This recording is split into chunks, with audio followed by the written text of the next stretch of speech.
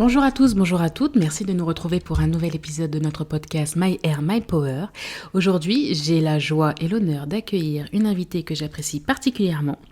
Une invitée dont on pourrait dire qu'elle a une magnifique aura. Et donc aujourd'hui, nous allons retrouver Lala Misaki. Lala, bonjour. Bonjour. Non mais vraiment, genre t'as fait la voix sexy. C'est ma voix de travail, je te remercie. Non mais j'ai vu ton dédoublement de personnalité, j'aime bien. Pourtant c'est toi le Gémeaux. Hein, ouais, moi. T'as vu ça? Donc pour toutes celles qui ne te connaissent pas encore, Lala, présente-toi s'il te plaît. Ok, je m'appelle Lala Misaki, j'ai 37 ans. Je suis la maman de 2 enfants magnifiques, ils sont trop beaux. Vraiment comme tous les parents, on aime bien dire, mais les miens quand même, j'ai bien travaillé. Et en vrai, je suis créatrice de contenu depuis 2014. En gros, j'ai débarqué, je trouvais qu'il n'y avait aucune influenceuse. À l'époque, on était des blogueuses. Aujourd'hui, on dit influenceuse, créatrice de contenu. Je trouvais qu'il n'y avait aucune blogueuse qui me ressemblait. Et je me suis dit qu'en vrai, il y avait potentiellement peut-être des nanas comme moi qui trouvaient pas de vêtements, qui avaient des problématiques auxquelles il n'y avait pas forcément de réponse. Et l'idée, c'était après de dénicher des vêtements à travers la planète pour répondre à une attente, parce que j'estimais que toutes les femmes méritaient d'être habillées et de kiffer leur vie. Et en fait, en gros, j'ai commencé comme ça. Et très rapidement, en fait, c'est la presse qui s'est intéressée à moi en disant « blogueuse grande taille, blogueuse grande taille ». Je savais pas ce que c'était. Je m'y suis intéressée et j'ai trouvé que c'était un milieu trop cool. Et l'histoire, elle est née comme ça. Sympa. Et donc, du coup... Alors, c'est vrai que tu es invité dans un podcast qui s'appelle My Air, My Power. Même mon équipe n'a pas encore, mais t'inquiète, j'ai des bails pour toi. Donc, du coup, Lala, c'est vrai que tu as démarré quand même le blogging il y a pas mal de temps. Ouais. Je te vois évoluer sur tes réseaux. Je vois... Finalement, tes abonnés t'ont vu grandir. Donc, tu es passée, comme tu disais, de blogueuse à créatrice de contenu. Parce que maintenant, c'est comme ça qu'on appelle ça. Mais à la fois, avant, on était connectés sur des blogs. Aujourd'hui, on interagit H24 avec les gens. Donc, tu as une communauté qui te suit. Donc de créatrice de contenu, comme tu le dis, tu as commencé à avoir des opportunités en tant qu'influenceuse, créatrice de contenu grande taille. Est-ce que tu peux nous expliquer un petit peu le cheminement et le parcours qui s'est passé? Comment sont nées les premières collaborations, en fait, finalement, avec des marques? Alors, ce qui est très drôle, et en fait, tu vas voir, je rebondis sur ta question, c'est que tu vois, par exemple, aujourd'hui, le rapport que l'on a à l'influence et à la création de contenu, tu vois, les gens, ils nous demandent maintenant, vous avez été rémunéré pour ça? Vous avez été machin? C'est quoi le type de partenariat? Parce que tout est réglementé. Ouais, parce que tout est réglementé, et en soi, c'est pas forcément une mauvaise chose. Mais ce qui est drôle, c'est que moi, quand j'ai commencé en 2014, on le faisait parce qu'on avait envie de partager. Ouais. Il n'y avait pas d'argent en jeu. Bien sûr. Il n'y avait pas de cadeau en jeu. Donc en fait, tu le faisais juste par passion et par kiff. Et vraiment, le début de l'histoire, c'est ça. C'était juste de la passion et du kiff. Et c'est vrai que ne serait-ce que d'avoir une personne qui vient te voir et qui te dit « Prends tous les vêtements que tu veux », t'es là genre « Non, c'est quoi la contrepartie? Je dois passer sous le bureau, il y a un truc chelou. » Mais en vrai, non. Les gens, ils disaient juste « Fais-moi 2-3 photos. » Et c'était, tu vois, les balbutiements un peu de ce métier-là. Et c'est vrai qu'au début... C'est d'ailleurs la période la plus sympa, non? Franchement, c'était la meilleure période. Parce qu'aujourd'hui, les gens, ils commandent, entre guillemets, parce un que contenu et puis basta. Et puis c'est surtout que les gens commandent un contenu, les gens, ils sont prêts à vendre leur âme, et même l'âme de leurs enfants qui sont pas encore nés, pour avoir genre juste, tu vois, un billet, alors qu'en vrai, à la base, on le faisait par passion et par envie, et par kiff de partager. C'est un peu comme quand t'es là avec tes copines, et tu dis, hey, j'ai vu un resto, il est incroyable, venez, on y va. Tu vois, cette espèce de bouche à oreille qu'on pouvait avoir quand on a... De qualité. Bah oui, de base, c'est-à-dire que c'était sincère, tu vois. Ouais. Et c'est vrai que moi, aujourd'hui, c'est important et primordial pour moi, dans ma DA et dans tout, d'être en paix avec moi-même quand je me couche le soir, et pas de me dire ouais, j'ai mytho, j'ai pris juste mon oseille et je m'en fous, tu vois. Ouais, je comprends, ça peut être compliqué. Et donc du coup, de créatrice de contenu, t'es aussi devenue maman depuis 2014, donc 2 beaux enfants. Exactement, ouais. Et ces enfants ont la particularité d'être issus de la diversité, non? Quelle phrase incroyable. Quelle phrase incroyable. Oui, issus de la diversité. Oui, non. Donc moi, mon père est laotien vietnamien, ma mère est prusse-allemande et le papa de mes enfants est haïtien. Donc ça nous donne un petit mélange. Voilà, c'est des petits Blasian, comme on dit. Voilà, c'est comme ça qu'on les appelle. Et ils sont trop mignons. Franchement, ils sont trop mignons. Et en même temps, je savais aussi que dès le moment où j'allais avoir des enfants, il y avait une responsabilité qui allait se poser sur mes épaules. Et c'était important pour moi d'honorer toutes leurs origines, tout ce qui va avec leurs origines, pour que justement, je pars toujours du principe où un être humain équilibré est un être humain ancré dans ses propres racines. Quand je dis ancré, ça veut pas forcément dire tous les jours parler la langue ou quoi, hein. C'est simplement savoir d'où on vient pour justement se dire je suis ancré, voilà. Et même des choses où mon fils il a 4 ans. Bon, il en a rien à foutre, lui, il s'en fout. Lui, c'est pas de patrouille et tutti quanti. Ma fille, elle a 10 ans. Donc là, elle est en âge où elle comprend des choses. Elle est en âge où elle m'a posé aussi beaucoup de questions. Elle est en âge où là, c'est cool. Tu vois, il y a une interactivité. Moi, au bout de 10 ans, là, c'est cool. Non, là, c'est... Oui, non, mais parce que, tu vois, regarde, aujourd'hui, je peux expliquer à ma fille que les Blasians ont une histoire, par exemple. Voilà, et pourquoi, et comment, et il y a une transmission. Tu peux rentrer dans la période de transmission. Mais c'est ça, et donc, du coup, enfin, quelque part, toutes les valeurs que moi, je peux avoir, je peux lui transmettre. Après, elle va les mélanger avec ses propres valeurs personnelles pour être la personne qu'elle est censée être, parce que c'est pas censé être un mini-moi, tu vois. Mais c'est important pour moi de leur transmettre, en tout cas, le respect de soi, le respect des autres, l'appréciation de leur propre personne, qu'elle soit physique ou capillaire, du coup, pour le coup. Et c'est vrai que, tu vois, par exemple, en tant que maman, il y a eu une période où, et moi je trouve que c'est surtout avec le rapport de fille et mère, où ma fille, elle voulait les mêmes cheveux que sa mère. Et parce que pour elle, sa mère, c'est la plus belle du monde. Et donc, du coup, elle comprenait pas pourquoi elle n'avait pas les mêmes cheveux que sa mère. L'avantage, c'est que sa mère ne porte que des perruques. Donc, elle a jamais les mêmes cheveux. Donc, du coup, elle était là genre, là, je peux pas pouvoir suivre. Mais tu vois, à certains moments donnés, je sais que, par exemple, elle trouvait compliqué le fait d'avoir les cheveux bouclés. Et elle se disait, mais avec toi, ça a l'air simple. C'est juste que c'est pas plus simple, c'est juste que j'ai plus l'habitude. Et là, il a fallu lui expliquer pourquoi elle est comme ça. Voilà, c'est ça. De soins, pourquoi et aujourd'hui, origines. Voilà. Tu lui demandes de lisser ses cheveux, il en est hors de question parce qu'elle a appris à apprécier sa propre personne. Et je pense que nous, en tant que mères, c'est un devoir de transmission. Qui n'avons pas de cheveux texturés comme nos enfants, on a aussi le devoir de s'instruire pour pouvoir transmettre quelque chose à nos enfants. Et je pense que c'est ça qui est extrêmement important. Parce que c'est bien de dire, ouais, je vais faire des enfants métis, on s'en fout en fait. Non, on va parler en français très clair. non, parce que c'est mignon, c'est cool, mais en vrai, c'est pas ça. C'est qu'à un moment. C'est une chanson ou pas? Non, c'est qui? C'est une chanson? Mais oui, il y a une chanson. C'était Doc Gynéco qui disait Non, c'était Stomy Bugsy où ça disait dans la chanson je veux des petits enfants métis. Ah, ok. C'était Stomy Bugsy, il me semble. Non, je connais même pas. Ouais. Et en fait, c'est ça. C'est, en fait, un enfant, c'est pas la mode. La mode, c'est pas juste de faire un enfant avec quelqu'un qu'on trouve mignon et on mélange de corps et on a non, c'est aussi d'être porteur, effectivement, de valeurs et transmettre. L'enfant, c'est pas une trend. Ouais, voilà, c'est pas une traîne. Et surtout, tu ne peux pas ne pas lui transmettre une partie de son héritage. Parce qu'il sera toujours avec une fêlure, il aura toujours quelque chose qui va lui manquer dans son développement et qui fera que ce sera un adulte fragilisé. Surtout si tu pars du principe où tu te retrouves à un moment donné maman solo et que du coup, tu n'as vraiment plus aucun repère. C'est-à-dire que tu n'as plus personne. C'est-à-dire que, par exemple, genre moi, aujourd'hui, je m'occupe de mes enfants. Si, par exemple, je ne m'instruis pas sur la texture de leurs cheveux, parce que c'est pareil, un cheveu texturé, c'est mieux que moi, il y en a plein. Donc, je peux prendre juste un shampoing parce que ma fille, elle a quand même des cheveux qui sont mélangés aux miens. Donc, il est texturé, mais pas au point d'avoir besoin des mêmes apports qu'un autre cheveu. Sauf que il suffit pas juste de se dire, j'ai pris un truc pour cheveux bouclés, ça y est, c'est bon, tiens, mets ça sur ta tête et on a fini notre journée.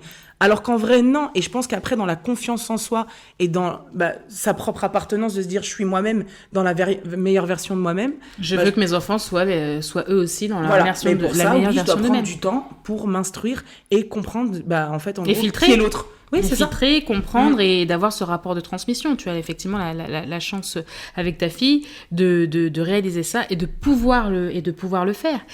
Parce que finalement, on est responsable des adultes qui seront demain. Clairement. Et si on peut leur transmettre nos fêlures, mais si on leur transmet des choses tout simplement parce qu'on n'a pas pris le temps de s'éduquer, parce qu'on n'a pas pris le temps de faire les choses, c'est tragique. C'est tragique. C'est une responsabilité qu'on a sur les épaules. C'est d'ailleurs pour ça que je voulais ne pas avoir de filles et je suis très ravie d'avoir deux garçons. C'est trop bien. Mais il y en a un qui a mes cheveux, il en a plus que moi. Donc en fait, finalement... Tu vois. Voilà, on m'a dit, tiens, tu voulais pas t'occuper? Bah tiens. Donc du coup, c'est ça qui est très intéressant. Donc tu transmets à ta fille les gestes, les produits, son histoire, qui est une histoire effectivement mixte, avec des origines diverses. Mais comme tu as dit tout à l'heure, tu portes des perruques. Ouais. Et donc les gens vont se dire, mais attends, je comprends pas pourquoi une fille blanche, entre guillemets, porte des perruques. Et je voudrais que tu reviennes sur cette partie qui fait... Aujourd'hui, alors, tu portes des perruques parce que tu le kiffes, ça je le sais. Mais quelle est l'origine en fait du début du port de la perruque chez toi? Alors, à la base, raconte-nous cette histoire-là. À la base, moi, j'ai beaucoup de cheveux. Genre vraiment beaucoup, beaucoup, beaucoup. Et lisse, t'as peur. Faut bien que tes originaires sortent un petit peu. Ah non, mais quand je te dis lisse, c'est-à-dire les gens ils disent ah t'as fait, tu sais, à l'époque on disait le babyliss pour tous les lisseurs. Dès que tu lissais tes cheveux, tu disais t'as fait le babyliss. Donc du coup, à chaque fois on me disait ça, je disais non, j'ai juste séché mes cheveux. Donc vraiment très très lisse. Et quand j'ai eu ma fille, du coup en 2012, on m'a mis un stérilet hormonal et en fait j'ai fait une allergie. Donc on m'a mis le stérilet Mirena. Voilà. Et j'ai fait une allergie, du coup, à certains hormones et tout. En fait, ça a déréglé mes hormones, moi. Et donc, sur le moment, en fait, en gros, bah, tu sais, après ta grossesse, t'as les cheveux, machin. Et moi, j'avais les cheveux très longs. Donc, début de fesses, tu vois. Et à ce moment-là, un jour, je me regarde dans un supermarché. Enfin, dans une boutique, plutôt. Et là, tu sais, t'as les spots dégueulasses, là, où souvent, tu te trouves un peu pas ouf. Et en fait, t'as la lumière juste ici. Là, je me dis, pourquoi on voit mon crâne? Pourquoi on voit mon crâne comme ça alors qu'à la base, j'avais vraiment beaucoup de cheveux? Et là, je commençais à m'inquiéter et donc du coup, ça commence à me créer quelques complexes parce que je trouvais qu'on voyait beaucoup trop mon crâne. Donc là, je vais voir une dermato, on fait batterie d'examen et prise de sang et ceci, cela. Donc je reviens avec mes résultats, elle me dit « mais tes résultats sont excellents ». Je comprends pas. Donc là, elle me dit « attends, on va approfondir ». Donc là, on fait des questionnaires, des trucs. Puis elle me dit à la fin « j'ai oublié de te poser une question toute con, c'est quoi ton contraceptif ?» Je dis, ah bah, Mirena. Elle me dit, ah, ok, bon, allez, on arrête là. Elle me dit, t'es pas la première, tu seras certainement pas la dernière. Et en fait, on a constaté que, du coup, je faisais une alopécie hormonale. C'est-à-dire que, du coup, je perdais mes cheveux sans pour autant qu'ils aient envie de repousser après. Donc, ça veut dire bye bye. Et donc là, gros complexe. Donc, je commence à porter des perruques par complexe. Évidemment, des perruques qui s'accordaient à mes moyens. Donc, du coup, pas des bonnes perruques. Donc, qui empêche aussi, du coup, d'oxygéner. Le cheveu de repousser. Voilà, mon cheveu, enfin, le peu qui reste, entre guillemets, enfin, voilà. Donc, c'était un peu, tu sais, le serpent qui se mord la queue. J'enlève, donc, évidemment, tout de suite, je prends rendez-vous chez le gynéco, j'enlève donc mon stérilet. Je retourne 15 jours plus tard et elle me dit, oh, alors, improbable, mais du coup, le cheveu est en train de pousser la follicule. Donc, en fait, il y a des cheveux qui repoussent. Maintenant, ce que je vous conseille, parce qu'il était très long, c'est de couper le plus court possible pour éviter que la longueur prenne l'énergie, tu vois, qui est censée être apportée donc, au cuir chevelu, voilà, à la pousse. Et donc, j'ai coupé mes cheveux, mais j'ai jamais vraiment, réellement récupéré cette densité que j'avais avant, tu vois. Par contre, le stérile a déréglé mes hormones. Et ces hormones-là, dès que je somatise, donc, c'est-à-dire dès que trop de stress, machin truc, bim, psoriasis, boum. Alors que je n'avais jamais eu ça de ma vie avant. Donc, du coup, ça crée une spirale et c'est pour ça que c'est important pour moi, ne serait-ce que de protéger mon mindset, ma manière de penser, ma manière de vivre ma vie, mon entourage, parce que justement, c'est pour protéger mes cheveux. Mais du coup, aujourd'hui, mes cheveux ont poussé. Mais j'adore les perruques. Mais oui, puis c'est trop bien. C'est pratique parce que effectivement tu changes de tête, tu changes de personnalité. Je fais pas de couleur à mes cheveux, je les abîme pas. Je les abîme plus. Je leur fais des soins pendant ce temps-là. Je les bichonne, c'est-à-dire mes cheveux ils ont repoussé. Mais tu as un rapport du coup particulier en fait à cette parce que c'est souvent quand on perd quelque chose qu'on se rend compte de la valeur et de l'importance. C'est horrible. C'est horrible. Donc mais c'est la vérité et je t'ai envoyé cette balle là parce que je connais cette histoire là et voilà et je sais qu'il y a beaucoup de femmes qui subissent des chutes importantes dues à des dérèglements hormonaux. Ouais. Le principe le numéro 1 c'est effectivement quand tu as un enfant et que derrière tu subis la chute postpartum, c'est une période où il y a un mouvement de panique qui se crée en toi, tu vois des cheveux partir, tu te dis mais est-ce que ça va revenir, est-ce que c'est normal, et pour certaines femmes c'est diffus, c'est sur l'intégralité du crâne, et sur d'autres ça va être carrément des trous qui vont être hyper localisés et ciblés, qui vont être plus ou moins grands, donc je sais qu'on se sent terriblement seul. Ouais. Moi, ça m'était arrivé après mon premier accouchement. J'avais eu 2 énormes trous sur les tempes. Voilà, c'est la panique. La chance a eu que j'ai eu un retour de couche et du coup, mes cheveux, ils ont repoussé extrêmement vite et voilà. Mais moi qui suis déjà dans le domaine du capillaire et qui était, entre guillemets, mais alors parfaitement zen en me disant, ils vont tomber, c'est normal. Non, en fait, quand tu vois la masse partir, tu te dis ah ouais, c'est voilà, donc il est important en fait de communiquer là-dessus parce que c'est quelque chose sur lequel les docteurs te préviennent pas, que ne serait-ce que tu restes, si tu as un vrai dérèglement hormonal, et là le tien il est arrivé par un moyen de contraception, comme quoi il faut libérer les femmes de la contraception, et ça c'est un autre débat. Les répercussions peuvent être énormes.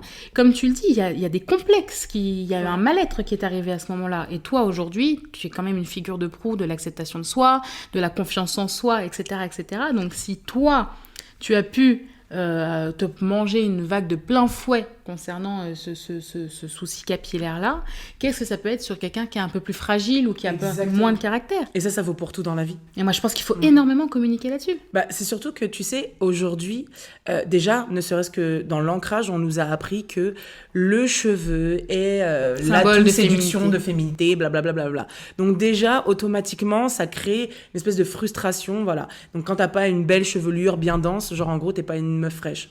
Faux, déjà. Et regarde-nous. Enfin, aujourd'hui, c'est dense, mais c'est pas moi.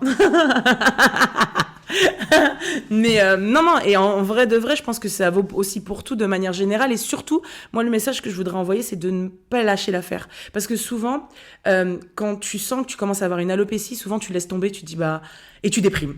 Alors qu'en vrai, justement, tu dois prendre 2 fois plus soin de ce qui se passe parce que ça peut revenir. Faut juste trouver la cause, la naissance du truc qui fait qu'on peut potentiellement stimuler, aider à repousser. Et moi, j'ai toujours dit, tu vois, c'est pour ça que souvent les gens me disent « Mais tu continues de porter des perruques ?» Je disais « Oui, de bonne qualité, comme ça me permet de pouvoir laisser respirer mon cheveu. J'en ai pas tout le temps parce qu'en vrai, la plupart du temps, je suis chez moi, j'ai les cheveux attachés et tout, etc. etc. » Et en vrai, surtout, j'ai pris soin de ce qui se passe en dessous.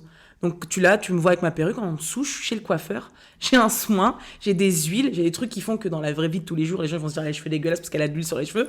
Là, tu le sais pas, tu vois, genre une petite coiffure, truc en dessous. Et en vrai de vrai, je pense qu'il faut savoir aussi prendre soin de ce qui reste pour justement raviver ce truc. Pour moi, c'est comme une relation de couple, tu vois. Tu vas pas la laisser mourir. Si tu sens que tu peux raviver le truc, tu ravives. Voilà. Bah, c'est très intéressant, effectivement, ce que tu viens de dire, parce que moi, je suis en plein dedans. Ça fait donc depuis 6 mois que je subis une alopécie. Donc j'ai perdu l'équivalent de 70% de ma masse capillaire. Et c'est vrai que tu nourris un complexe en te disant, mais attends, j'ai une marque de cosmétiques capillaires et je perds mes cheveux. Ouais. C'est quoi le bail en fait? Quel est le message que je vais envoyer, etc., etc. Donc, en fait, tu crées un stress supplémentaire qui fait que tu en fait, tes cheveux se remettent à tomber parce que tu es en train de stresser. Et c'est une spirale infernale. Donc, bon, c'est sûr que moi, je travaille dans le domaine. Donc, forcément, j'ai pris... comme tu dis, en fait, il faut prendre le taureau par les cornes parce que l'alopécie, si elle est traitée dans les 12 à 18 mois, en fait, tu peux enrayer, en fait, le principe même de l'alopécie. Alors, il ne faut pas laisser les choses traîner. Tu vois que tes cheveux tombent 3 mois, 4 mois, 5 mois après, il faut agir dans les 12 mois où la chute a commencé. Moi, c'était un mélange de choses. À la fois, j'ai subi une opération chirurgicale et de l'autre côté, j'ai eu un stress oxydatif. Donc, ça veut dire que ça oxyde tes cellules.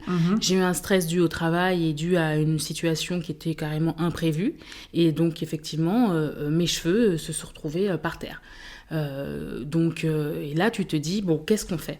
Il faut mettre en place des choses, il faut communiquer, il faut voir des spécialistes. Il existe effectivement parce que tu peux avoir les bons produits, mais si tu traites pas aussi le problème à la racine, comme tu le dis, c'est pour ça que ton mindset aussi, est extrêmement important. Donc si tu subis un stress et que tu ralentis pas non plus la machine du stress, ça sert à rien. Voilà, donc j'ai pris beaucoup de temps pour moi ces 6 derniers mois, en partie à cause de cela, parce que je me suis dit mais en fait, tu vois, tu peux pas continuer, il faut enrayer, et ça veut dire que ton corps t'envoie aussi un message. C'est la première alerte, d'ailleurs, les cheveux sont l'une des premières alertes en cas de maladie, en cas de stress oxydatif, etc., etc. Moi, donc, c'est une alopécie de stress, mais l'alopécie androgénique, en fait, elle arrive à plus de 30% des femmes, à partir de l'âge de 30 ans. Donc ça, c'est une information en fait sur laquelle on ne communique pas parce qu'il y a une omerta sur être une femme épanouie, belle et séduisante. C'est être une femme qui a une masse de cheveux, les cheveux longs, être en bonne santé, alors que plus de 30%, 3 femmes sur 10, à partir de 30 ans, ont un début d'alopécie en fait qu'on ne voit pas forcément parce qu'il n'est pas forcément hyper localisé, mais ça commence. Et comme on ne communique pas autour, en fait, dans les 12 mois, elles agissent pas forcément. Donc, voilà. Donc, moi, c'est mon travail. Ça m'a aussi permis de m'ouvrir l'esprit sur d'autres choses. Mais l'univers, il veut que tu fasses un produit pour nous. Oui, c'est exactement ce qui se passe. Ça fait vivre une épreuve pour que... Mais d'ailleurs, il m'a fait... Enfin, d'ailleurs, moi, de toute façon, ma marque, c'est la traduction de mon état d'esprit, c'est la traduction de ma vie. Je trouvais pas de produits pour mes cheveux, je les ai créés. Mes fils se sont nés, le premier produit, les 2 produits de la gamme pour enfants sont nés quand Marco est né. Ils sont sortis ce mois-là parce que j'étais enceinte. J'aime bien... en fait, je n'arrive pas à vendre quelque chose dont je n'ai pas une essence. Tu vois ce que je veux dire ? J'arrive pas à... Voilà, ce que j'aime, c'est que la marque traduise aussi mon évolution. En tant que femme, en tant que maman, en tant que businesswoman.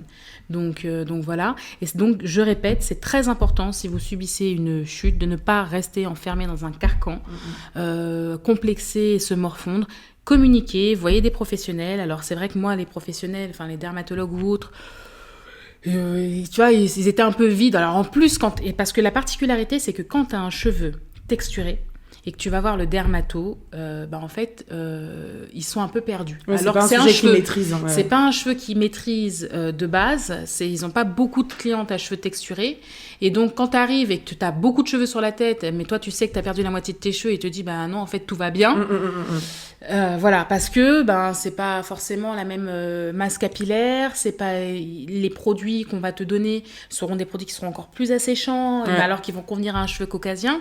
Donc voilà, il faut aller, il y a des cliniques spécialisées, il y a aussi des marques, bien sûr, il faut entretenir ses cheveux naturels. Alors là, tu vois, il faut surveiller ça comme jamais. Et puis ça va en interne et en externe. Et puis surtout, tu es l'origine du problème. Moi, c'était le stress, toi, c'était les hormones, voilà. Donc c'est un message très important dont je profite de l'épisode d'aujourd'hui pour communiquer dessus. C'est trop bien parce qu'en vrai, la santé mentale, on le voit aujourd'hui à travers plein de nanas qui sont créatrices de contenu. Et on le voit, l'impact de la santé mentale. Tu vois, les gens, ils passent leur vie à nous baratiner avec leur santé physique. Alors oui, c'est important, mais si tu n'as pas la santé mentale qui va avec, ça ne sert strictement à rien. Ah, tu peux être filiforme, si tu pleures tous les soirs dans ton lit, ça ne sert à rien. Ta durée de vie, elle sera pas plus longue que la mienne. Exactement. Donc ouais, la santé mentale, elle est extrêmement importante. Et c'est vrai que moi, c'est ce que j'essaye au quotidien, vraiment de commencer à véhiculer. Ouais. C'est ce que je vois plus dans l'évolution Ouais. de ton parcours, parce que mine de rien, ça fait un bout de temps ça va faire 10 ans. Voilà, qu'on se croise, qu'on se côtoie, qu'on a des amis en commun. Donc finalement, il y a que les planètes qui se rencontrent pas. Donc au bout d'un moment, on a fini par se rencontrer. Et ce que j'ai pu aussi, parce que je te suis depuis pas mal de temps, et ce que j'ai pu aussi voir, c'est ton cheminement aussi en tant que femme qui devient businesswoman. Parce que j'en parlais dans un autre épisode avec une autre créatrice de contenu. Je disais, c'est pas toutes les personnes qui travaillent dans l'influence et dans la création de contenu qui arrivent à transformer l'essai pour créer de la valeur, créer un business, etc., etc. Est-ce que tu peux nous dire quel a été le cheminement, justement, cette transformation ? Comment tu passes de « je fais des photos super sympas pour avoir des looks super sympas » à « je fais ma première collection Gémeaux capsule » dont j'ai les premiers, donc tu vois.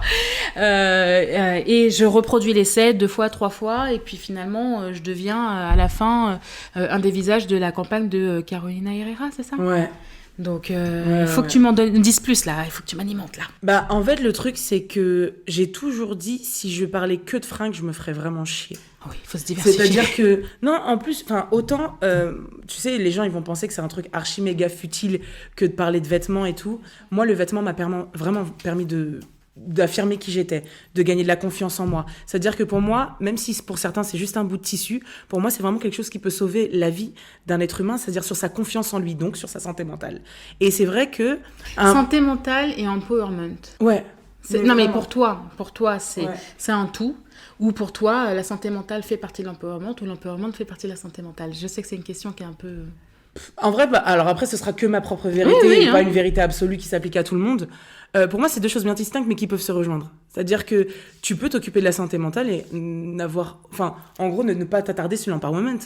C'est-à-dire que ce soit... Parce que finalement, empowerment, c'est très personnel ou un système de cohésion. Mais quelque part, la santé mentale, c'est pour soi. Pour toi, elle est au-dessus de tout. Pour moi, la santé mentale est au-dessus de tout. Ouais, d'accord. C'est-à-dire que si je suis bien avec moi-même, tout le reste, je serai bien avec les autres. Tout s'aligne. Dans mon empowerment, je serai bien avec moi, mais aussi dans le, tu vois, dans le partage avec les autres, et pas dans ce truc de, tu vois, enfin, pour moi, ça se rejoint. C'est-à-dire que si de base, je suis alignée et ancrée, ça fait de moi un être humain qui est agréable à vivre, qui a envie je veux le bien pour les autres. J'ai envie de plein de choses qui vont faire avancer les choses. Alors que si je suis pas bien avec moi-même, je suis pas bien avec mon corps, machin truc, je vais être, tu vois, ne serait-ce que énergétiquement, je vais véhiculer un truc qui fait que ça va pas être fluide, ça va pas être sympa. Et en vrai de vrai, moi j'ai toujours dit, la plupart du temps, les gens ils veulent sauver l'humanité. Si ne serait-ce que Sauve-toi toi-même. Mais oui, déjà si toi t'es bien avec toi-même. Je me réveille, je suis bien. Déjà, je casse les couilles à personne. Je fais chier personne. Point numéro 1. Et après, à la rigueur, je décide d'aider une personne. Je pose ma main sur son épaule. Si on fait tout ça en aidant qu'une seule personne, bah en fait, c'est bon. On fait une chaîne à l'infini, tu vois. Et tout va bien dans le meilleur des mondes. C'est pas le cas, c'est pas grave. Mais en vrai, si moi-même déjà, je m'occupe pas de moi, mais comment veux-tu que je sois une personne agréable pour les autres? Je serais relou, en fait. C'est comme, tu sais, un jour, je parlais avec un pote, il m'a dit, ouais, ma meuf, je la kiffe. Elle m'énerve parce qu'elle a pas confiance en elle. Et je lui dis, ok, mais il me dit, mais moi je l'aime. Mis en place Non, mais il me dit, moi je l'aime comme elle est. Je dis, ok, et il me dit, bah je sais pas. Je dis, bah voilà, bah peut-être aide-la, parce que tu pourras pas la sauver, c'est à elle de se sauver elle-même, aide-la, mais à côté de ça, t'es parti prendre une meuf qui avait pas confiance en elle. Ah ouais, mais elle a un gros tarpé. Ah bah c'est pas suffisant, chérie. Non, mais c'est la vérité, il faut appeler un chat un chat.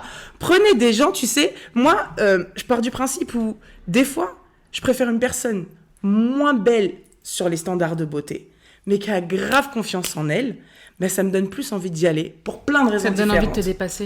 Ouais, mais même pour plein de raisons différentes. Je vais trouver cette personne attirante, parce que je me dis, tout con, c'est très égoïste, elle va pas me casser les couilles.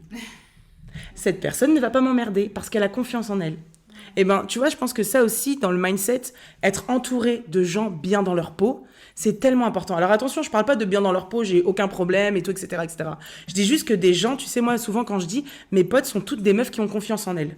Moi, j'ai besoin de ça. Parce que si t'es insécure, tu vas me faire chier. Tu vas m'emmerder dans ma vie, c'est sûr. À un moment donné, la lumière de l'une va t'embêter, la lumière de l'autre, la mienne, non. Tu vois? Et alors que moi, toutes mes potes, elles brillent. Et j'aime trop ça.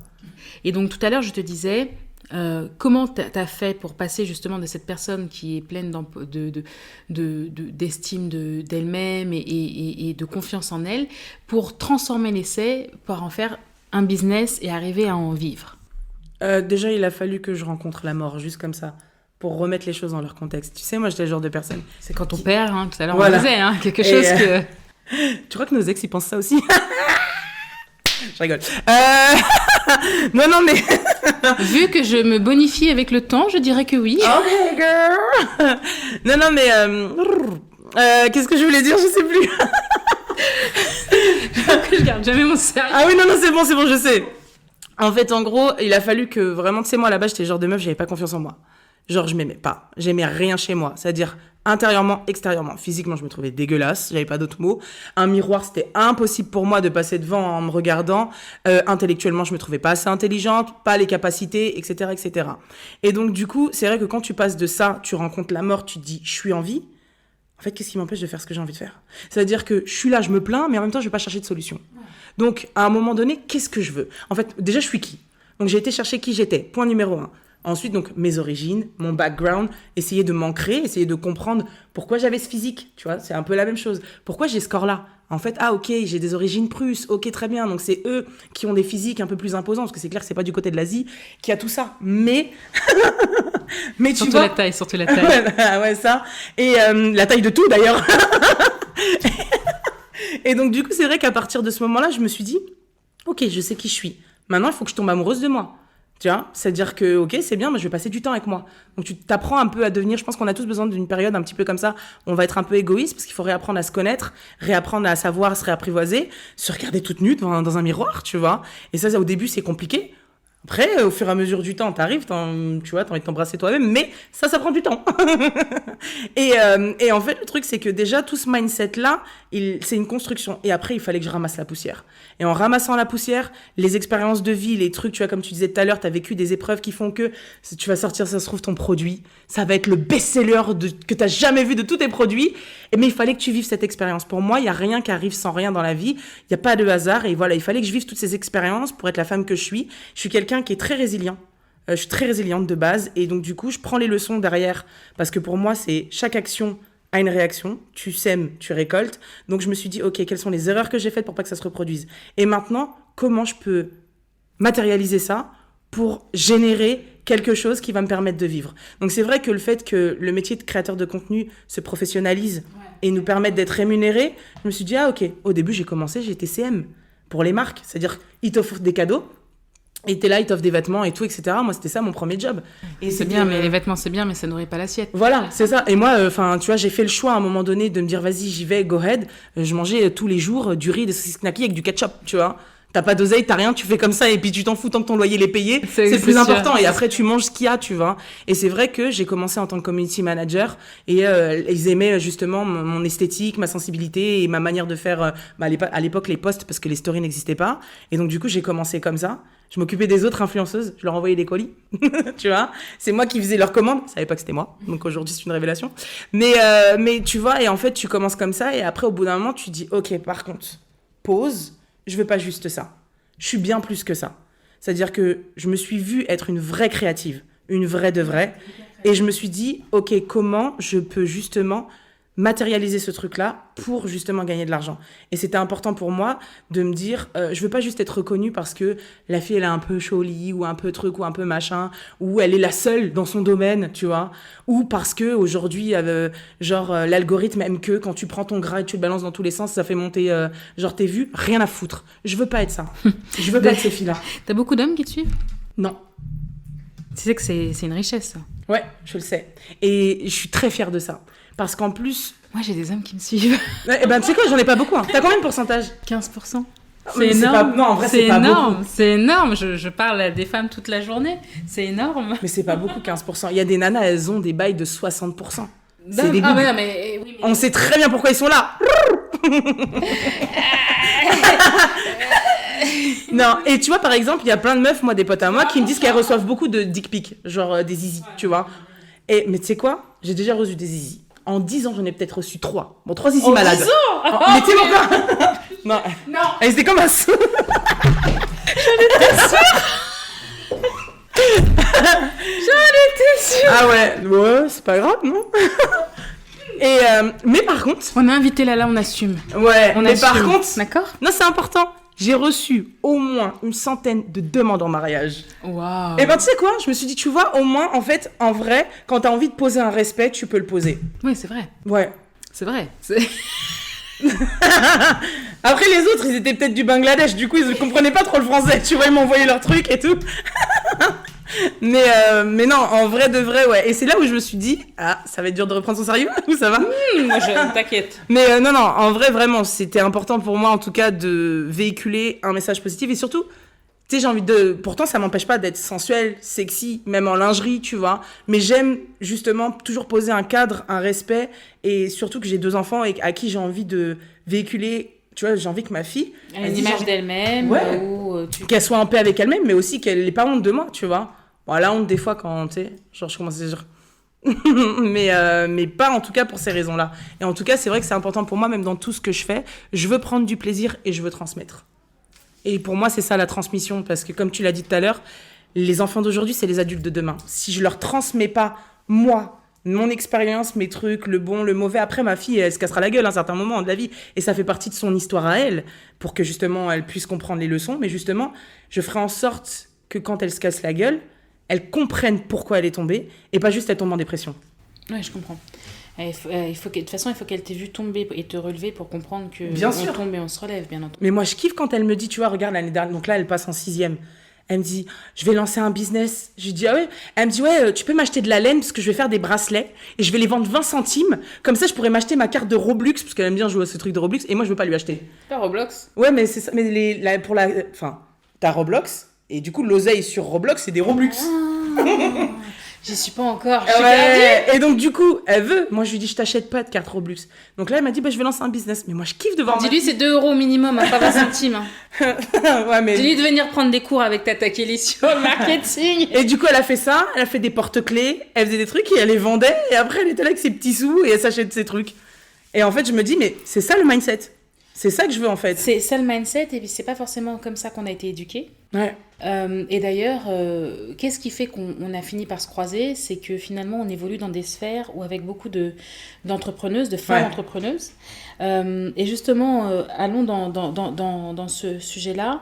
Il y a quelque chose que tu vois qui nous matérialise toutes, qui nous réunit toutes. Est-ce que tu vois un point commun entre nous toutes? Franchement, tu veux que je te dise la vérité parce que on en a déjà parlé avec Karine de l'artisan du sublime. Je trouve que ce qui, en tout cas, moi, les femmes entrepreneuses que j'ai autour de moi, ce qui nous caractérise toutes, c'est un truc auquel je ne croyais plus. C'était la sororité. C'est vrai que j'ai tendance à voir plus de sororité entre femmes entrepreneuses qu'entre femmes tout court. Ouais, et même moi, certaine solidarité, oui.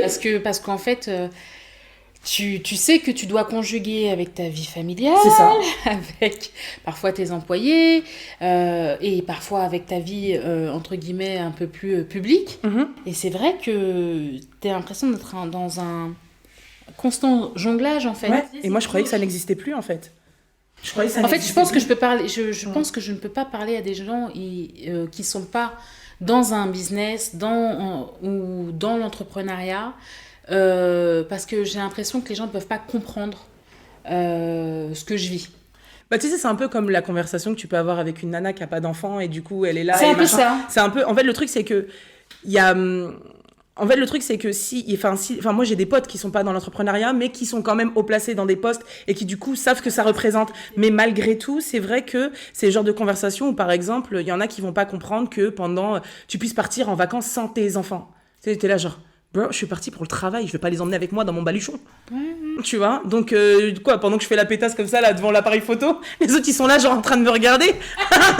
À un moment donné il faut qu'ils restent à l'école, donc oui je les fais garder. Et tu vois il y a plein de gens qui comprennent pas ce mindset et qui comprennent pas qu'à un moment donné aussi j'ai besoin de me retrouver toute seule. Pardon. Enfin pardon non, je suis. Pourquoi je te dis pardon alors que c'est toi qui as touché ton micro? Non c'est quoi? Non mais c'est ça en fait, c'est-à-dire que tu arrives à un moment où tu dois jongler, et il y a que les personnes qui jonglent qui peuvent te renvoyer la balle. C'est ça. Parce que quand tu dis que t'es épuisé, ou que t'es saoulé, ou que t'es fatigué, ou même que t'es super excité pour un projet... Ouais, les gens vont dire, ouais, t'en fais trop. Voilà, ou ils comprennent pas, en fait. Alors que toute cette énergie qui est à la fois, par exemple, pour des gens comme toi qui sont hyper créatifs... moi, je sais pas si je suis créative ou si je suis juste brouillon. Ça, regarde le résultat. J'ai une équipe autour de moi qui aide à maintenir le côté... Enfin, enlever le côté brouillon et à aider juste... Ah, mais le gribouillage, c'est toi qui as commencé, hein, meuf, dans ta cuisine. mais c'est ça. Et je pense que j'ai jamais vu, et t'as raison, j'ai jamais vu autant de sororité que depuis que j'évolue dans un certain milieu d'entrepreneurs. Parfois même t'as des bonnes surprises. Ouais. Tu vois une fille sur les réseaux, elle est entrepreneuse, etc. Tu dis, oh, elle est un peu piti, celle-là, elle est un peu, tu vois. Et puis tu la rencontres et tu matches avec elle parce que finalement, tu te rends compte qu'elle a les mêmes problématiques ou que finalement, elle a ce visage-là, mais qu'en off, en fait, tu vois qu'elle est en train de galérer, etc., tu vois. Donc, je pense que alors moi, c'est un truc, je pense que l'entrepreneuriat est un moyen d'expression. Je pense que c'est un moyen de développement personnel qui est à la fois extrêmement difficile, mais extrêmement gratifiant. Et que plus il y aura de femmes entrepreneuses, plus on aura des femmes qui arriveront à l'épanouissement. Et qui dit des femmes épanouies, des mères épanouies, dit des enfants épanouis, et dit que les adultes de demain, voilà, on peut peut-être y arriver avec beaucoup de femmes entrepreneuses. Ouais, ça. Et de l'entraide, parce qu'en vrai, de vrai, quand on voit que des fois, tu as envie de te lancer dans un projet, que tu n'as pas forcément ce qu'il te faut, etc., et qu'on ne te calcule pas... On ne te demande même pas d'y participer financièrement. Non. Mais c'est sûr que tu as une idée, tu arrives, et ça doit t'arriver, tu arrives, tu dis « ouais, je pense que je vais faire ça ». Et il y a une sorte de brainstorming automatique qui font que ces nanas-là mettent leur cerveau à ta disposition. Exactement. Mais tu sais que moi, ça m'est déjà arrivé qu'il y a une pote, donc Shadia, Screen Agency, qui est une de mes meilleures potes. On est là, on parle. C'est vrai qu'on parle tout le temps boulot. Mais en vrai, pour nous, c'est pas du boulot. Vous alimentez. On aime trop ça, en fait. Et donc, du coup, on est là, on échange et tout. Et puis, t'avais une pote qui dit mais vous parlez tout le temps boulot. Mais en fait, nous, C'est tellement plaisant que c'est pas du boulot pour nous. C'est le kiff, tu vois, c'est vraiment genre on est là, on kiffe et tout, etc., etc. Mais c'est vrai que pour les gens qui sont en dehors, ils sont là genre, ils m'ont saoulé là avec leurs projets, leurs events, leurs trucs, leurs machins. Alors qu'en vrai, c'est un pur kiff, tu vois. En vrai, moi, j'ai jamais été aussi épanouie que quand je dois créer une collection. Genre, mais ma vie, tu vois. Même, tu vois, quand j'ai écrit le livre qu'on a fait là avec l'autrice, c'était un pur délire. Parce que je me suis dit, waouh, genre, vraiment, on est en train de faire ça. Et vraiment, le livre, il peut aider des gens parce que ça paraît ouf. Alors, donc oui, effectivement, alors, il y a 2 choses qui m'ont marqué ces 24 derniers mois ou 12 derniers mois. Donc, dans ton parcours, c'est que tu as écrit un livre qui s'appelle donc Hors Normes, Oui. qui cartonne, qui se retrouve en librairie, et tu fais pas mal de séances de dédicaces, et je pense qu'il est dans pas mal de lectrices. Et tu as aussi lancé, il n'y a pas longtemps, un podcast dont j'attends mon invitation, je le dis, c'est enregistré comme ça. Pour l'instant, je fais que Non, il n'y a pas... des monologues du vagin. Mais bientôt, j'aurai des invités. J'attends mon invitation. T'inquiète. Par contre, on va parler... J'espère que t'es prête. Hein. Je retire mon... Je garde ton invitation. Et donc, du coup, voilà, tu as lancé un podcast qui s'appelle Hors Normes. Est-ce que tu peux nous en dire un peu plus, justement, sur ça? C'est pour toi, c'est la prolongation, finalement, de qui tu es sur les réseaux, ou c'est la façon de t'exprimer et d'explorer encore des nouveaux mondes dans ton activité? En fait, le truc, c'est que, je voulais un peu sortir au fur et à mesure de ce truc ultra superficiel de « je fais la bad bitch sur les réseaux ». C'est-à-dire que oui, ça fait partie de moi, et je serai comme ça même à 95 ans. Mais j'ai autre chose. Et j'avais aussi envie de montrer qu'on peut être une nana ronde et sensuelle. Donc ça, c'est fait. Maintenant, j'avais aussi envie de montrer qu'on pouvait être sensuelle et intelligente, avec quelque chose à offrir et avoir avec un bon mindset. Et pas juste être cette fille superficielle au visage fermé. Parce que souvent, c'est ce qu'on pense. Tu sais, genre, ça se voit que c'est une connasse et tout. Parce que mais moi, j'adore. Moi, j'adore. Parce que tu sais pourquoi ?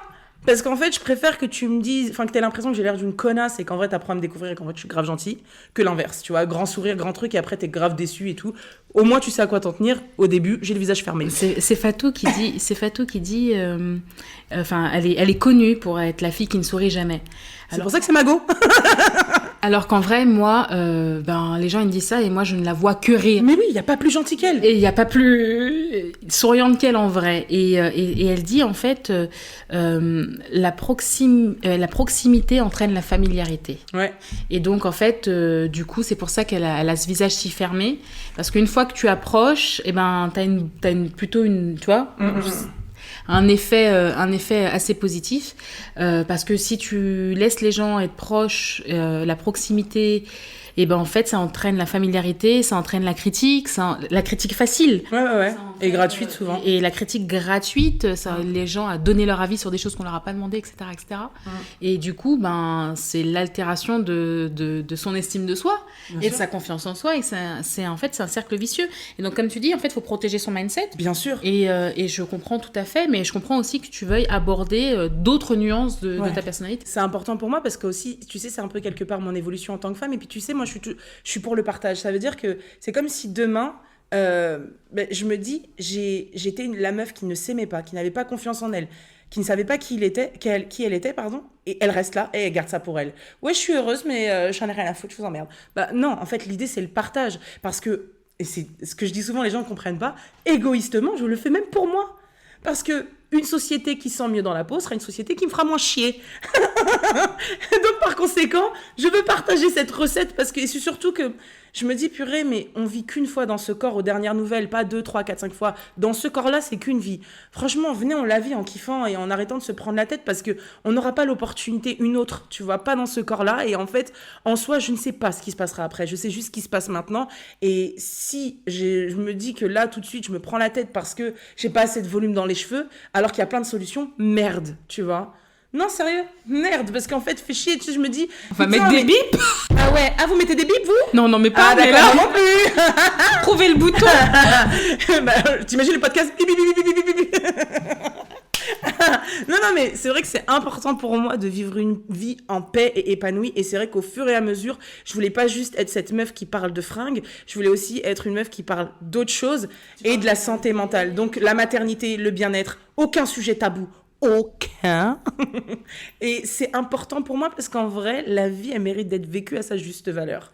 Et avec tes propres standards, les tiens, pas ceux qu'on t'a imposés, ta propre vérité, pareil, pas celle qu'on t'a imposée. Mais l'idée, c'est d'être toi dans ton entièreté. Et c'est pour ça que je voulais l'appeler hors norme le livre, parce que d'abord, c'était le livre. Et parce qu'en fait, finalement, c'est une vie en dehors de tout ça. En dehors de la norme, en dehors des standards de beauté, en dehors de tout ce que les valeurs, la culture, tout ce qu'on nous a imposé qui des fois ne nous appartient pas et que tous les trucs de famille, des machins, des bidules, tu sais, qu'on nous impose et on est là genre, quoi, je comprends pas. Tu dois faire tout ça? Oui, tu sais, je suis née avec plein de mal-être alors que ça fait 3 jours que je suis sur Terre, les gars, je suis pas censée avoir tout ça comme charge mentale, tu vois. Et en fait, l'idée, c'est de faire un reset et de repartir à zéro en étant la meilleure version de soi et pas en se disant j'aimerais trop être la nouvelle Kim K ou non, on s'en fout en fait. Sois juste toi et c'est déjà suffisant. Et après, j'ai fait le livre dans un premier temps qui lui aborde les sujets de manière générale. Et après, j'ai creusé avec ma propre expérience. C'est-à-dire que le livre, c'est vraiment un livre de développement personnel où je parle comme je suis en train de vous parler. C'est-à-dire, je suis pas politicien, je suis pas médecin, je parle pas comme eux, je n'ai pas leur savoir. Je viens avec ma vérité, mon vécu. Et je donne une vérité d'ensemble. Et après, j'ai été gratter et expliquer pourquoi j'ai pensé comme ça, pourquoi j'en suis venue là, dans les podcasts où là, je raconte un peu plus ma vie, sachant que de base, je suis assez pudique sur ma vie, j'aime pas raconter. Mais là, voilà, c'était des leçons qui ont été comprises, donc je voulais les partager. Et je les ai partagées dans le podcast. D'accord. L'idée, c'était ça. Après, je fais une série Netflix, donc si Netflix m'entend... Oui. Du coup, on a 2 questions la plupart du temps pour finir le podcast. Yes. La question, c'est si tu devais donner un conseil à une de nos éditrices qui nous écoute. Personne ne paye ton loyer. Je crois qu'il n'y a pas plus concret que celle-là. Personne ne paye. Ah non, moi, c'est ma phrase préférée. Personne d'autre ne paye ton loyer. Qui paye ton loyer à part toi-même. Donc, à quel moment tu peux donner de la valeur à une vérité qui n'est pas la tienne? On en revient toujours au même point. Parce que vous verrez, j'adore utiliser ma vérité, votre vérité. Pourquoi? Parce qu'en fait, une vérité n'est basée sur rien. C'est-à-dire sur l'interprétation que tu fais toi-même. Mais ton interprétation, elle est basée sur quoi? Ton vécu, j'ai pas ton vécu. Tes origines, j'ai pas tes origines. Tes parents, ton éducation, j'ai pas tes parents. L'environnement dans lequel t'as grandi, je suis pas... J'étais pas. Donc, j'étais pas là. Donc, à partir de ce moment-là, comment moi, je peux me dire que, tu vois... j'ai un droit de regard. Non, je peux t'écouter. Je peux, à un moment donné, peut-être même valider certains propos. Mais si je ne suis pas d'accord, je n'ai pas à m'éteindre. Parce que non, je suis désolée. Et le deuxième truc, c'est une autre phrase que j'aime dire, c'est que les gens voient le monde à la couleur de leur cœur. Donc quand on te dit des phrases, ouais t'es moche, t'es dégueulasse, surtout quand c'est gratuit sur les réseaux, en fait je me dis putain dedans c'est dégueulasse parce que moi franchement, tu sais nous on est tous en bikini, Copacabana, tout ça, en train de danser. Toi t'es là à mon avis. Donc ouais c'est vrai que souvent, tu vois, on prend à cœur les remarques des autres, même des fois par rapport au physique. Ça va souvent être les parents, la famille. Pour ton bien, parce que je t'aime, tu devrais maigrir. Non, pour ton bien, parce que tu m'aimes, tu devrais juste m'aimer comme je suis, parce que si je suis bien avec moi-même, voilà, tu vois. Donc, voilà, ça, c'est vraiment les 2 trucs que j'aime partager. Et une phrase que j'aime bien poser, est-ce qu'il y a une question que tu aurais aimé que je te pose aujourd'hui? Non, je sais pas. Elle bégaye toute, je t'ai éteinte. Non, mais surtout que moi, de base, j'ai toujours un truc à dire. Je sais. Non, une phrase que j'aurais aimé que tu me poses. Parce qu'en vrai, depuis tout à l'heure, j'ai plein de conneries qui me passent par la tête, tu vois. Ouais, non. Non, je sais pas. Mais toi, est-ce que t'as une question que t'as envie de me poser? Ah non, moi je pose toujours toutes les questions dont j'ai envie et j'attends que quelqu'un me réponde spontanément. Ah bah ouais, tu sais quoi? Putain, moi j'ai que des conneries qui sont venues dans ma tête. Non, déjà, elle a parlé de bip, t'as dit trop de gros mots parce que tu peux pas dire ça et là ça suffit, on arrête. Et t'as tous mes petits trucs là qui sont en train de me parler. T'as tous ces petits démons qui sont en train de... Pourquoi des démons? Et puis la dernière question qui est importante parce que c'est comme un passage de relais. Cite-moi 2 à 3 personnes que tu aurais aimé que j'invite pour prendre ta suite. Bon, tu la connais déjà, Spaïja. Oui. Shadia, Screen Agency. C'est ma meilleure pote, mais au-delà de ma meilleure pote, c'est une femme incroyable. J'ai beaucoup d'admiration pour elle. C'est un bélier qui est la pure représentation d'un bélier. Et elle est tout ce que j'aime chez une femme. Une femme qui a 4 enfants, qui lâche pas l'affaire. Et qui va au bout de ses rêves et qui a une créativité sans limite. Et je suis fière de l'avoir comme amie, vraiment. Donc, elle. Ensuite, attends, je réfléchis. Parce qu'après, j'ai envie de te dire des gens que je connais, mais... Attends, qui d'autre? Qui d'autre en vrai? Attends. Shadia, c'était sûr, c'était une évidence. Pas forcément cheveux texturés, on s'en fout. Hein. Pas forcément cheveux texturés. Ok. Qui a quelque chose à dire, My Hair, My Power. Il y a le mot power et ça, c'est important. J'aime bien la nana de Je m'en bats le clito. Ah oui, tu Ouais. vois, je comprends pourquoi tu m'as demandé cheveux texturés et le crâne rasé. Non, même pas, mais en fait, j'adore cette nana de Je m'en bats le clito parce que, en fait, moi, j'ai aucun tabou sur le sexe, j'aime trop parler cul, tu me connais dans la vie privée, c'est drôle, c'est marrant, c'est fun. Et en fait, elle en parle avec tellement de liberté, de tout, et j'aime les gens libres. Parce que pour moi, c'est la plus grande des richesses, la liberté. Liberté de la parole. Ouais, de tout, en fait. Et je trouve qu'elle en parle aussi. Tu sais, c'est trash class. C'est moi. Non, mais c'est trash et classe. C'est-à-dire que le truc, il est un peu dégueulasse, mais bien dit. Et du coup, c'est mignon. Et en plus, comme elle est belle, ça passe bien. Tu vois. Donc ouais, non, vraiment, cette nana-là, je la connais pas personnellement. Je l'ai jamais rencontrée, mais j'aime trop. Et après, une troisième. Attends. Déjà, attends, la cité 2, c'est déjà... Franchement, elles sont bien. C'est bon, on s'arrête là. On s'arrête là. Parce que là, j'allais perdre d'autres cheveux. Je rigole. Lala, merci beaucoup en tout cas Merci de à nous toi. avoir rejoints pour aujourd'hui. Donc, tu as un peu pu tester l'échange, tu vois, pour ton podcast. Si tu auras des invités, on est là. Merci vraiment de nous avoir Merci à toi. partagé ce moment de vie avec toi, auquel on est revenu sur pas mal de choses. Je vous remercie à tous en tout cas de nous avoir écouté ce nouvel épisode. Nous sommes ravis avec toute l'équipe de continuer cette aventure pour le podcast My Hair, My Power. Et je vous dis à très bientôt pour de nouveaux épisodes et de nouvelles aventures.